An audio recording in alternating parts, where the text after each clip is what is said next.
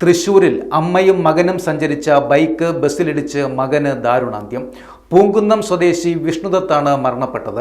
റോഡിലെ കുഴിയിൽ വീഴാതിരിക്കാൻ സ്കൂട്ടർ വെട്ടിച്ചതോടെ യുവാവ് ബസ്സിനടിയിൽ പെടുകയായിരുന്നു.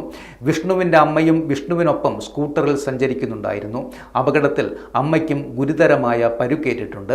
വിഷ്ണുദത്തിൻ്റെ അമ്മ പത്മിനിയെ ഗുരുതര പരുക്കുകളോടെ തൃശൂർ മെഡിക്കൽ കോളേജ് ആശുപത്രിയിൽ പ്രവേശിപ്പിച്ചിട്ടുണ്ട്. ഇവരുടെ ആരോഗ്യനില ഗുരുതരമായി തുടരുകയാണ്. ഇരുവരും വടക്കുംനാഥ ക്ഷേത്ര ദർശനത്തിന് പോകുമ്പോഴാണ് ഈ ദാരുണമായ സംഭവമുണ്ടായത്. ഇന്ന് രാവിലെ 8 മണിയോടെയായിരുന്നു അപകടം നടന്നത്. റോഡിലുണ്ടായിരുന്ന കുഴിയിൽ വീഴാതിരിക്കാൻ വിഷ്ണു സ്കൂട്ടർ പെട്ടെന്ന് വെട്ടിക്കുകയായിരുന്നു.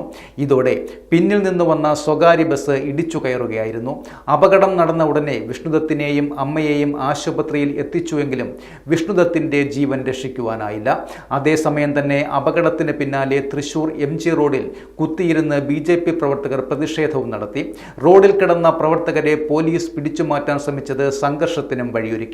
പ്രവർത്തകരും പോലീസും തമ്മിൽ ഉന്തും തള്ളുമുണ്ടായി. പിന്നാലെ പ്രതിഷേധം നടത്തിയ BJP കൗൺസിലർമാരെ പോലീസ് അറസ്റ്റ് ചെയ്ത് നീക്കുകയായിരുന്നു. പ്രതിഷേധത്തെ തുടർന്ന് മണിക്കൂറോളമാണ് റോഡിൽ ഗതാഗതം സ്തംഭിച്ചത്.